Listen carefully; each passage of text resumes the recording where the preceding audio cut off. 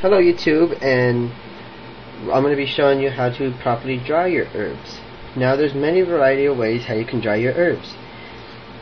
I use the most traditional way, which I'll be showing you today, but you can also use more modern ways. If you need to dry an herb, let's say today, what you'll do is you can either get you can take your herb, wrap it in paper towel and stick it in the microwave for 10 seconds, flip, and do the same thing over again for 10 seconds more. But what's wrong with this method? It properly dries your herbs, yes, but it extracts the essential oils, and the essential oils get attached to the napkin. Thus, resulting is the fragrance is dim, the essential oils, if you're making tea, is not there, and it's just not a very good way. Another way, if you want to speed up the process, you can use a food dehydrator, I think it's called. And what this does, you put your herb in it, and it dehydrates your herbs, and it dries it at a quicker pace. But like I said, I'm going to be showing you how to traditionally dry your herbs.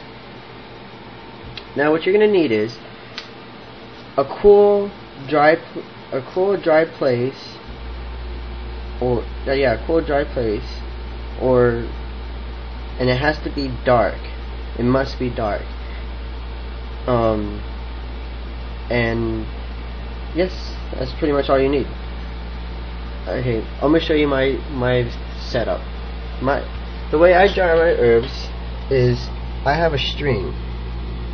These are lemon peels, and these are going for drying. I got needles in them to hold it up, and I have a little note right here that says herbs have needles, caution check. So it makes me know that all these have needles. What this is a thermometer, because what you should have you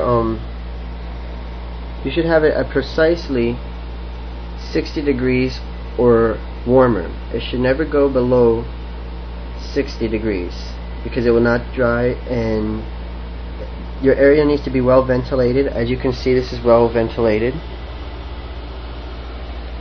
So that's what you'll have it.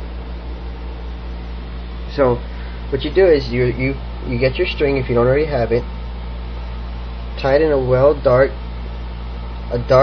well ventilated area, and just take your herb and just set it right there. The drying process either takes 1 to 3, sometimes even a month to dry completely. I let my herbs dry a month, and I flip the herbs daily to make sure that it's all evenly being dried. So that's what I'm going to be doing with my rosemary that I showed in a previous video. If you did not see how to harvest your herbs, then watch the other video that I posted previously to make sure you know what you're doing.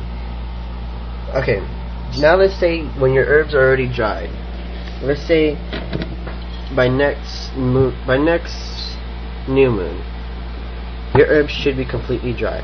This is mugwort. You should have a glass jar. I buy a mason jar. I bought this at Walmart for like $7, and it came like, I think, with a pack of a dozen, I believe. I think it was a really great buy. Or you can reuse your bottles. This is from a honey jar because I'm in love with honey. I put honey on everything. I leave my bedroom fairies honey. I put it on my chicken, everything. I love honey. And I reuse this glass bottle. So yes, what you'll do is, after you finish harvesting it, you put it in the bottle, put a little label on top or on the side, whichever way you want. You don't have to, but it's recommended that you do if you don't know what you're doing, unless you're like an expert or something like that. But if you're a beginner, label it. So yes,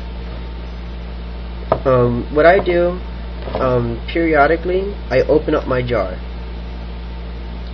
because what happens is it's a curing process. The curing process is when the herbs the moisture inside the herbs gets released to the outside stems, which is the essential oil and all that other good stuff. So that's how you properly dry your herbs. So it'll take about 2 weeks to a month to properly dry. Okay, Merry meet, merry part. To merry meet again, and a blessed Lamas to all. So Motipi.